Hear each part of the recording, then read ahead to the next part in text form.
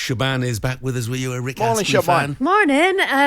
Yeah, I mean, I appreciate all he does for the world of music. It wasn't like my go-to because I'm obviously too young.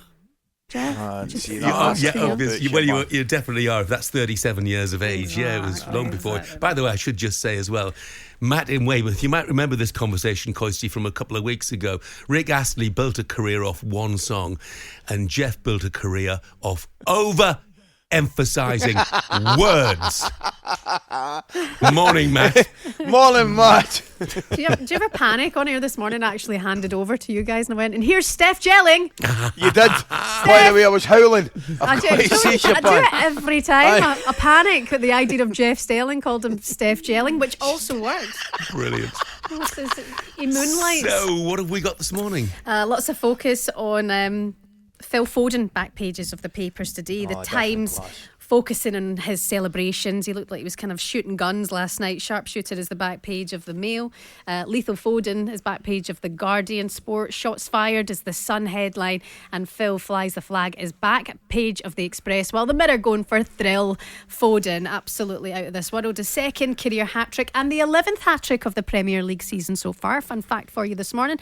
Also back page of the Sun today. A blow for Manchester United fans and for Eric Ten Hag. Lisandro out for the next 2 months. Neil Custis saying that Lisandro Martinez will be out for at least 2 months after suffering knee ligament damage in the game against West Ham. I put a wee cheeky bet on United top 4 with Lisandro Martinez being back. This is a huge blow. And what does a manager like Eric Ten Hag do when one of your players who is likely to always feature as your starting 11 suffers with injuries like that? Well, in theory, United have hardly been short of a quid or two over the time, have they? They have got one Rafael Varane, though he seems also reluctant. Also injury prone. Yeah, of course he is. Can I just stop the press for a second?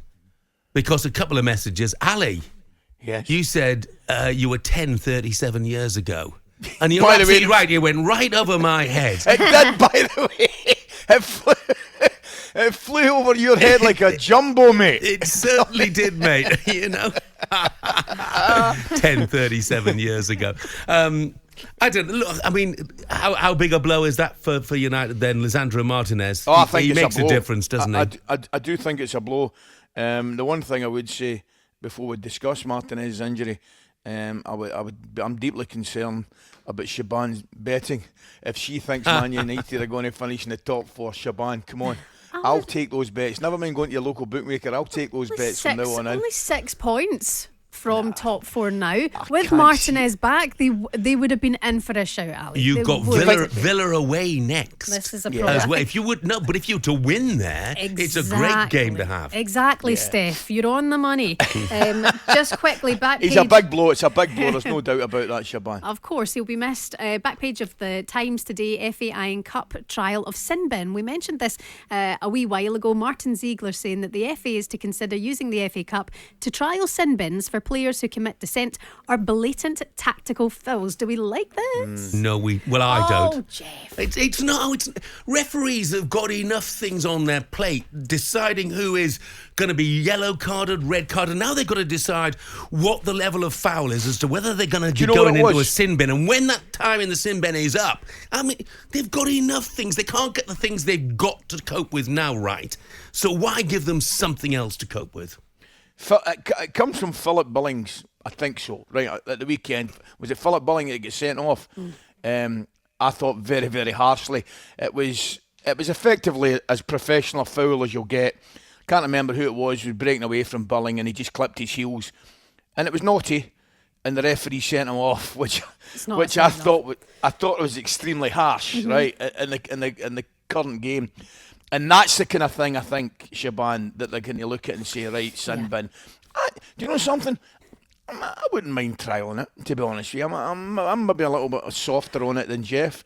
I do probably agree that there's a lot too many changes going on in this day and age for football, and they're messing about. I do get that, but maybe a sin bin in the cup. No, I wouldn't be against it. Might have to be a big bin as well, because you could have 3 or 4 people in there at the same time. It's very true. Yes. Another story that's doing the rounds this morning. This is interesting. Back page of the Times. Horner fights for job after allegations. Red Bull investigate female colleague's complaint. Matt Lawton and Tom Kershaw saying in the Times today, Christian Horner's future as the head of Oracle Red Bull Racing is in serious doubt after the Formula One team's parent company confirmed that he's been investigated after a complaint made against him by a female colleague.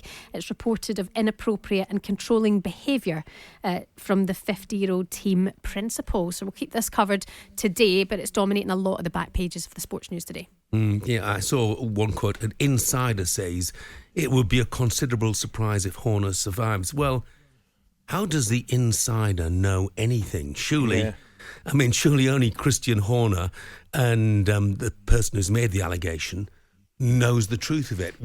How would an insider have any sort of clue? Anyway. Unless they've heard something, unless they've been present in something and they've witnessed something. Yeah, well, hearing something is different to witnessing something. Very different. That is for sure. Unless there's no insider, they're just making that up. Of course. Ooh, Alistair McCoist, you cynic. I wouldn't do that. That wouldn't happen, would it? Thanks, Shaban. talkSPORT Breakfast, waking you up Monday to Friday morning from 6 a.m. on AM, on DAB, via the talkSPORT app and on your smart speaker. talkSPORT.